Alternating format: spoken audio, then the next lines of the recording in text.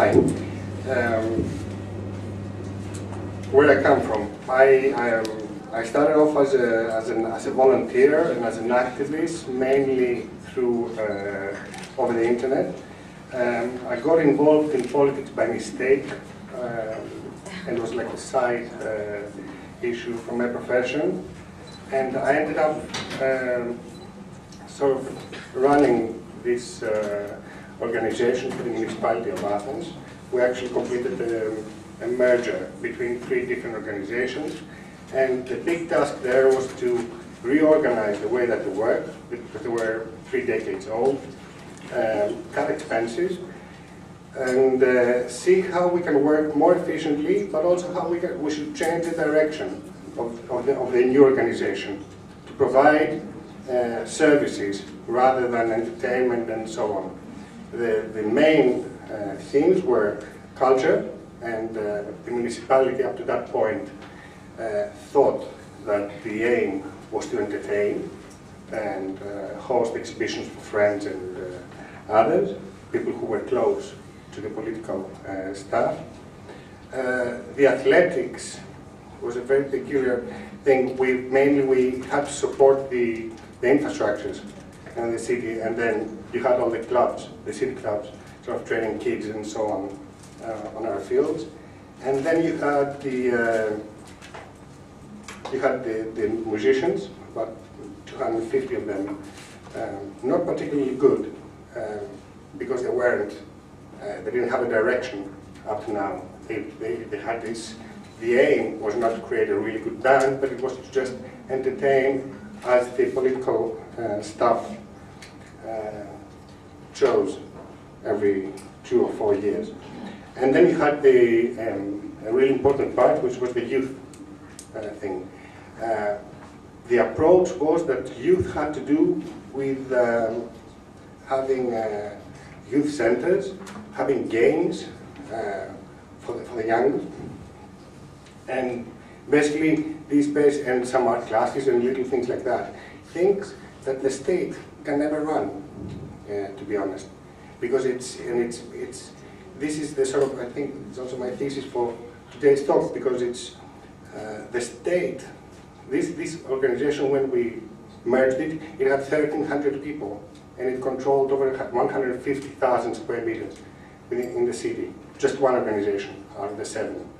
Now, me as a director of that thing, I could not control that I could provide a quality service in a youth center if I chose to.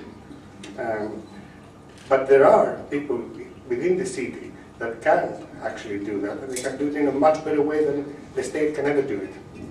Some people are professionals, some people are professionals, and they also give practice to people who want to start their way by volunteering and then sort of building up and also trying things, or just to help their fellow citizen, and so on and so forth.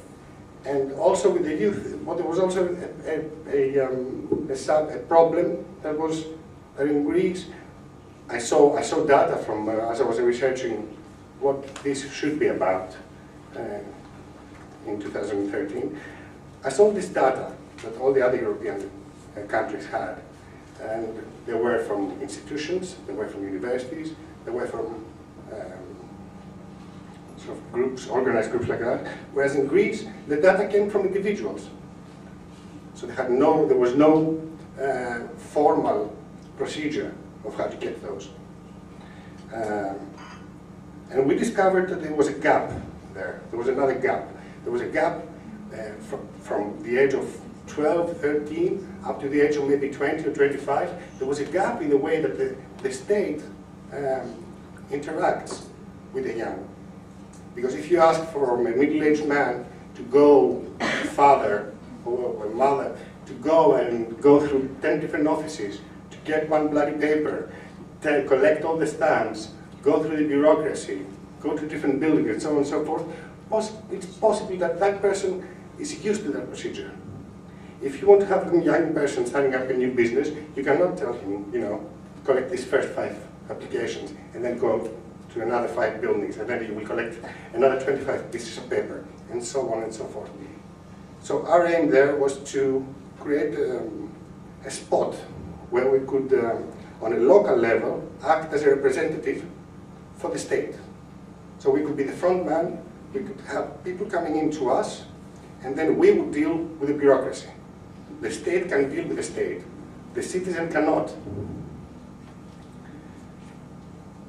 I'm just describing this story just to describe one gap in this system. There was also another gap when we tried to work with these citizens.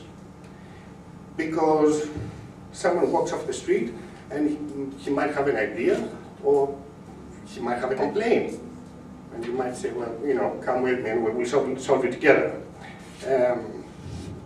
But when this person hasn't got a framework around him, like an NGO, like a group of people who have worked on the subject for some time, and so on, it's very difficult to give. So that usually turns into frustration, either towards the state or towards fellow citizens, on all of that. So it's really important to see how, and organizations like ELIX, and special interest groups, how it's very important to see where do you fit, where do you come into the equation, how can you, where do you stand toward, with the state next to you from one side, and how do you explain that standing to the people who come in to help, which for me is really important, because if someone just is a happy person and goes in a serious or a not so serious call, whatever, it doesn't matter, and he goes with the spirit of a cheerleader, it's not good for me. It's not good for the person who comes in, because okay, it was a happy moment and it was over, like at the Olympic Games in Athens. And it was also a bad situation from the side of the state, because you cannot follow up on that. You cannot build on that. You cannot make it better. So you do not progress. I will go very quickly, because some of the things were covered by previous presentations. So we have to accept that the state is totally static. The state will always resist change. It's built in, it's inherent. It's nobody's fault. But the civil servant will feel threatened by change, and the politician will also feel threatened by change. It's one of the most difficult tasks for the South, and especially for Greece, we are champion on that, is to manage to decentralize power. To say that, okay, I'm going to trust him now, I'm going to put this subject on him, and I will give him the time to build the structure that he needs to come through. So there is a grassroots need to go in and put the pressure on the subject that you choose. There is a need for the state to be pushed towards change. Sometimes you can do it a bit more aggressively, sometimes you can do it more passively, sometimes you can do it through innovations. But the state needs that pushing. And citizen action should be about that. And citizen involvement should be about that. It should be about pushing the state forward, saying that, you know, you are 50 years behind. You're 6 months behind in some matters that run quicker. But you really need to push. Otherwise, there's this disharmony. And the longer it gets, the more settled. The longer it stays like this, the more settled it becomes, and it's so much more difficult to change it when it has stabilized as a situation for 20 or 30 years.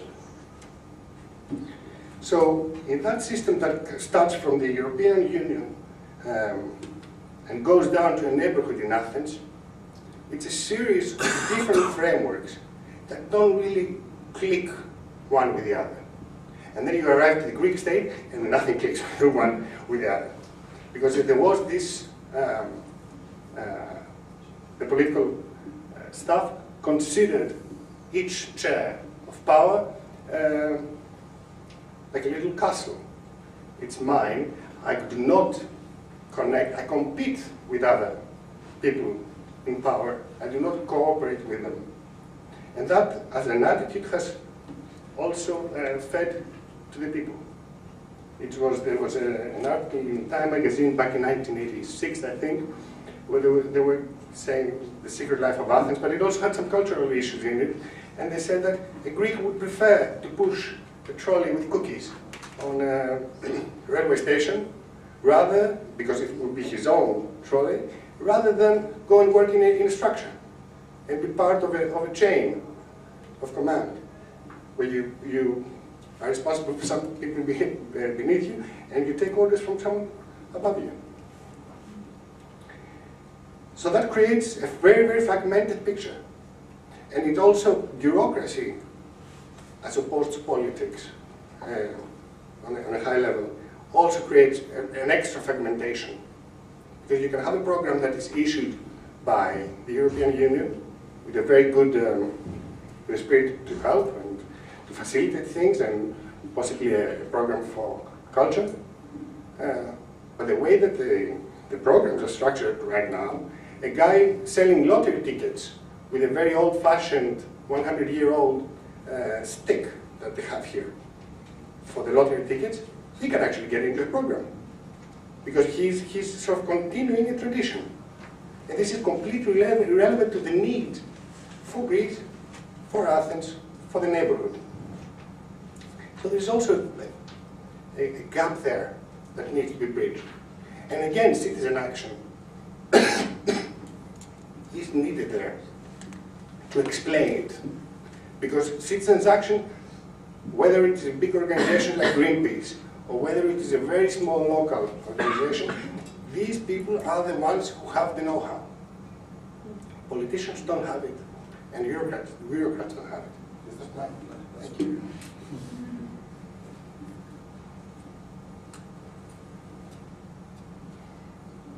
So, because if your subject matter is hunger, then you should go through the entire scale, from up here down to there. If it's something to do with work, if let's say it's a labor matter in the municipality of Athens, then it's about this. It depends. But you are really, this is what I was trying to say, that you have the EU, you have the national government, the local government, you have the city, which combines many things, my organization as well, and then you have the citizens. Within the EU, within the national government, within the local government, and within the city, there are gaps and broken links. And between each institution. And this is where much information is needed to come in and change, bring on change. For example, this is after the merge. This was sort of a rough picture. The 1,300 people were 800. The 415 buildings and facilities and blah blah. Nobody can access this. I can, because I know it. This is my organization. I know. But how do I communicate this to you when you want to organize something in your neighborhood? I cannot. At the moment. And this is a very small organization in Athens. Imagine about the EU. Imagine about Athens as a whole. There are links that need to be made there. And it's one thing to bring on your action and say, well, I had a successful project. It's a much more valuable thing if, when you do that, you can also ask for a few things that will bring on change to organizations like these. And say, well, give me a person to talk with. And when this person builds on knowledge, he can affect his own organization.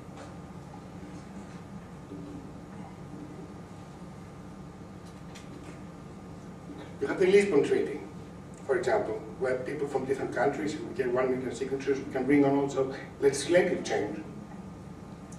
But I cannot just decide when Michalis and say, well, okay, let's do this.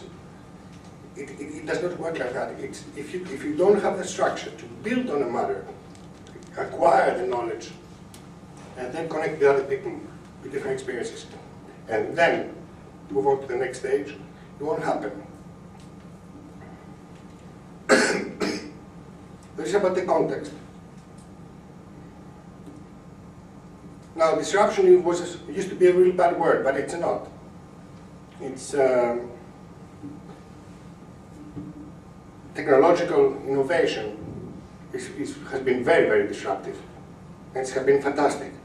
The world has changed in 10 years, in 15 years. And this was a project, this was about disruption.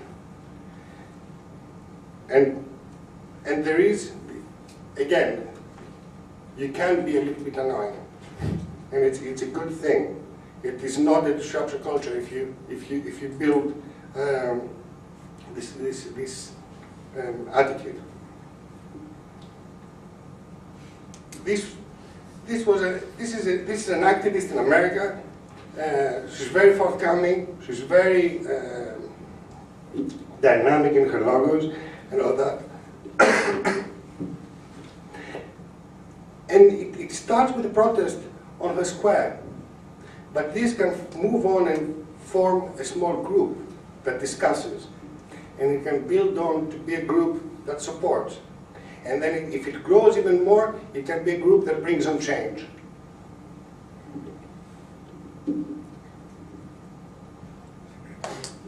So I'll go very quickly now because we are late, but so if we say where does one come in my point is that you come in to bridge a gap, either within the state where you find a dysfunctionality within two parts of your city, or between the city and society.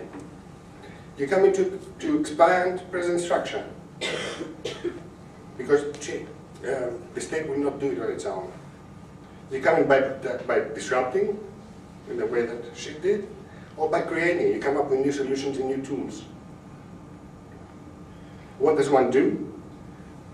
There are various issues, and you know them better than me, so you don't need me to go over this.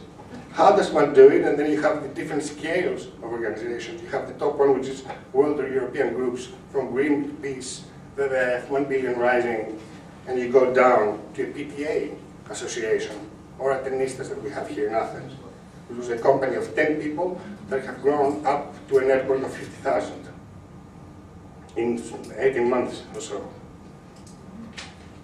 Why?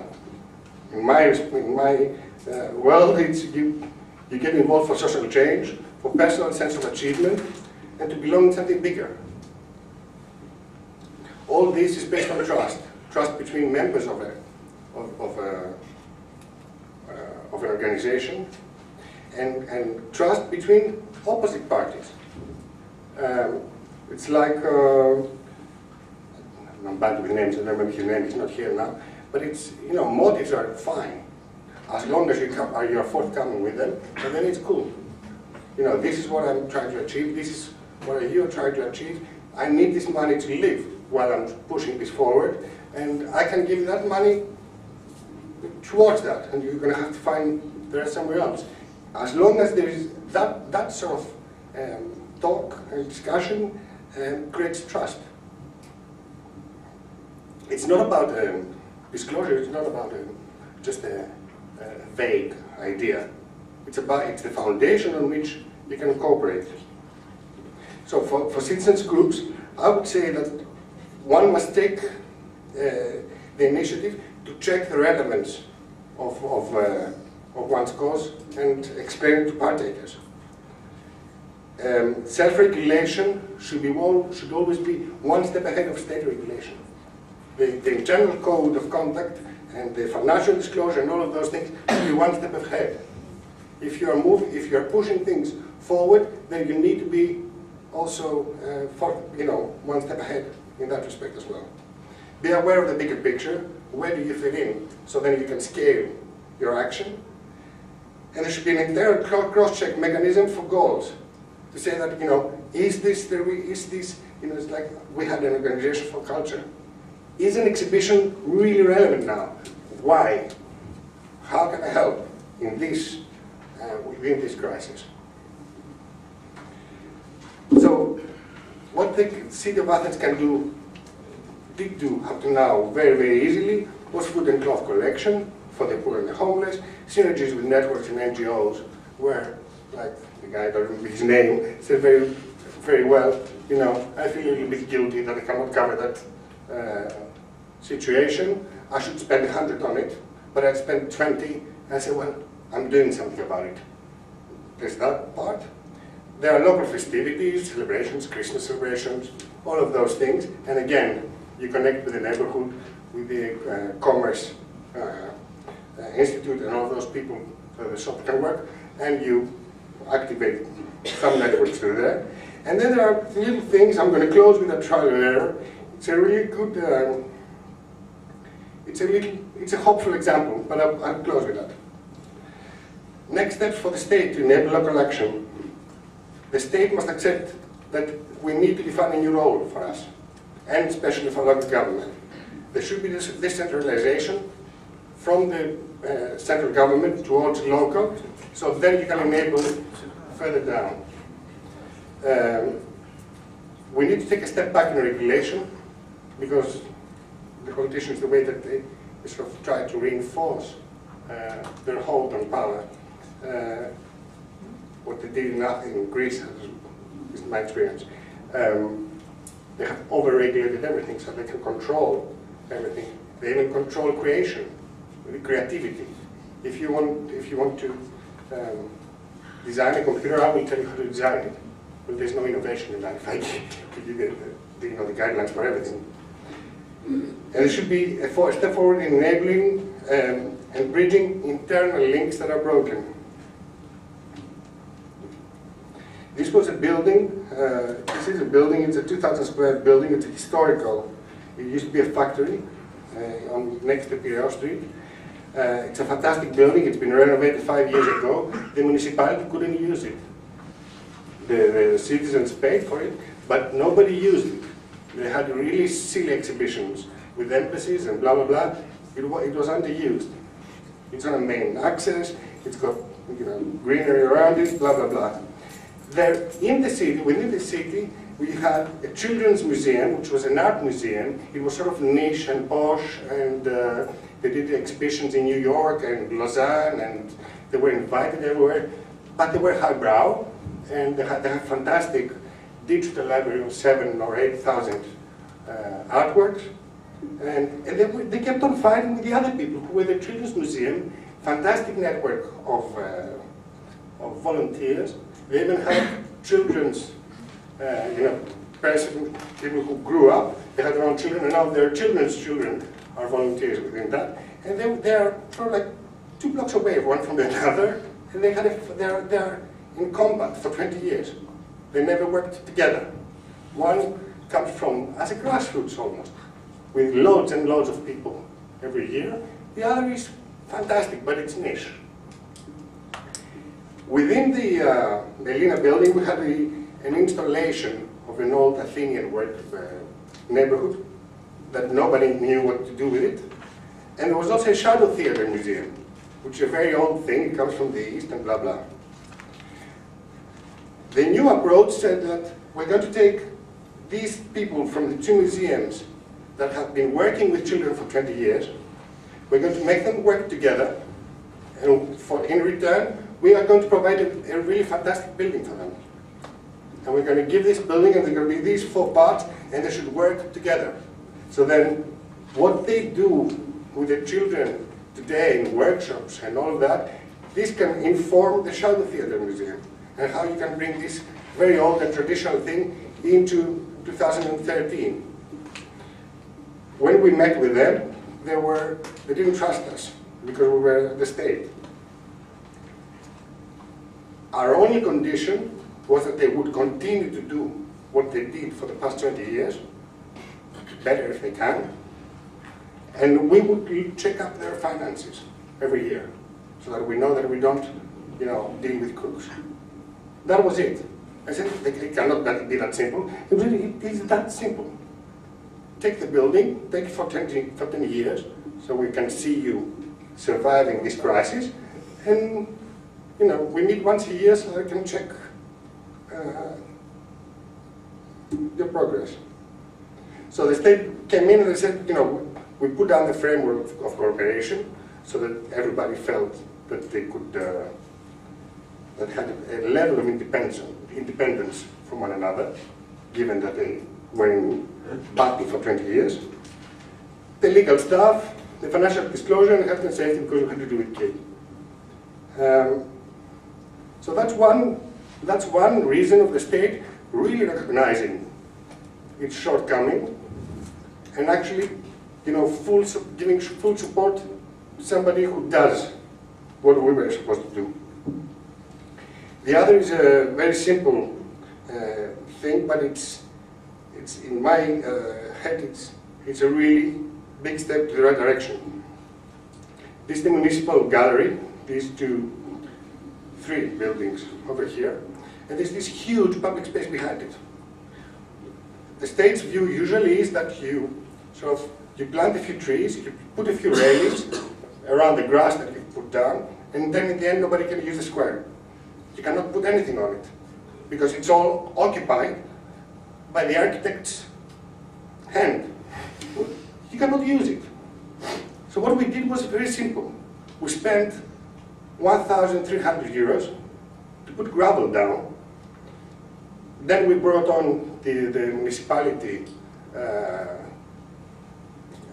workforce and machinery, sort of level it. We sort of corrected the plants and trees that they already had there, and we left it open to citizen action. It's 6 acres. You can come in, and together with us, we can actually do things in this square. It's public space, open for use.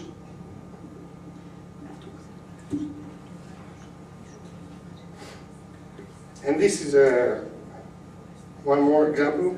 I like this project. This was a project that happened in 25 different cities around the world, from Mexico to New York to Mulhouse to Athens, etc. It was a crowdfunded project, and every city had to collect 1,500 euros. They took portraits of people, everyday people from the street. It was random. Your photo, together with a message, would go up on a website, and it was a continuation from a JR project, the one that he did with the eyes in the river in Paris and so on.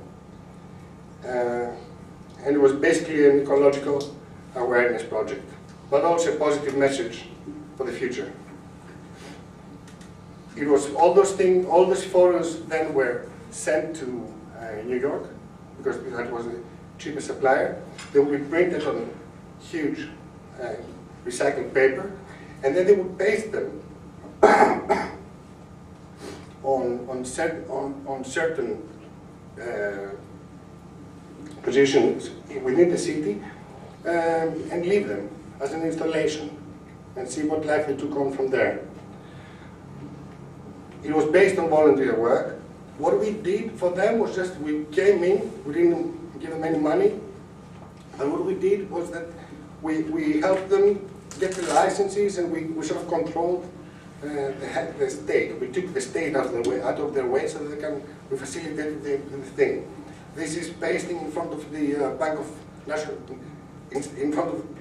Greece, which normally you cannot do that. You would go to jail. But we could do that. Then there was a bookshop next to it, and they actually called us and said, well, please also paste them here. And there was a whole thing created around that. These are the volunteers. Some of the porters were mixed. So you were pasting in Greece, but you had porters from Colombia, Mexico. And it's a soft first step to create the network and explain to people how, you know, this person is from where, and start saying that, okay, we have the same idea about a few things. And it wasn't an action that brought on a result today, but it was an action that aims long term to build this network and then go the next level. So this is the trial and error that I talked to you about, and we're going to close with this. My office used to be in this building. It's a fantastic building in the middle of Athens. It's a landmark building from 1860. It belongs to the trilogy with the university and national library, and the law school is next to us. Now, it's a fantastic piece of land. We have plants around it. It's really, really nice. But if you go closer, it's not so nice, because you had illegal goods being sold there. You had drug dealing, and these two different gangs would often fight with each other with sticks. You had the law school next door from this, on this side. And they used to house anarchists. Doesn't happen for the past 6 months, which is good. But then, if the police tried to intervene in the two gang fights, the anarchists would come out and say, you know, let them solve it on their own. We don't accept state intervention, and then it would just escalate. And our offices were next door. And we are sort of like the ballerinas of the whole thing, because you know, culture and youth. But the point was that we couldn't keep on calling the police to beat people up. It was a no-go. It was a fail on our part. So what we tried to do is we had all these people who sort of came into our offices, and they came into my office every day, and they complained and said, well, you know, why don't you do something about it? What can I do about a drug user? Hold an exhibition. I cannot arrest him. I cannot put him on a rehab project. There's nothing I can do. So we had all these people who came in, and after a while we started writing down their names and addresses and phone numbers. And then we did sort of a two-level intervention. One was that we sort of gathered these people from the neighborhood. They used to come and ask us to find a solution. And we said, okay, come in and let's see if we can find a solution together. And on the second level, accepting our responsibilities, we connected with some government organizations that specialize in substance abuse, some NGOs that do street work. Obanda is our organization, the law school and the architecture school, to look at that strip of land. And why did they choose to come there? One thing that came up was that, and it was a thought that we brought in as local government on the table, is that we didn't want this building, this really fantastic building, to be used for offices. We wanted, it was part of our agenda, to sort of give it back to citizen use anyway. So instead of having 150 or 200 civil workers coming in and out every week, we wanted to have 2,000 or 2,500 citizens coming in by putting different use in that building, which is a public library, a part of the public library, a digital library that we had, and what do you call lifelong education.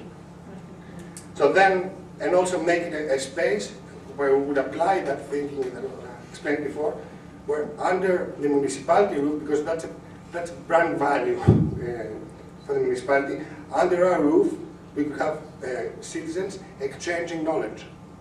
So let's say I'm an architect and we are not building any more buildings, especially in this crisis, and I'm considering going back to my grandfather's fields and to plant olive trees and all of that.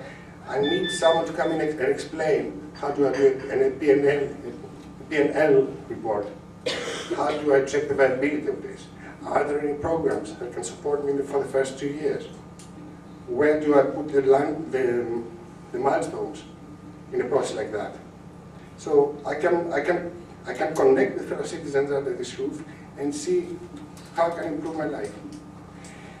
So, and then also there was a need for an interim need for civil workers to learn new legislation that had come up the last 2 years.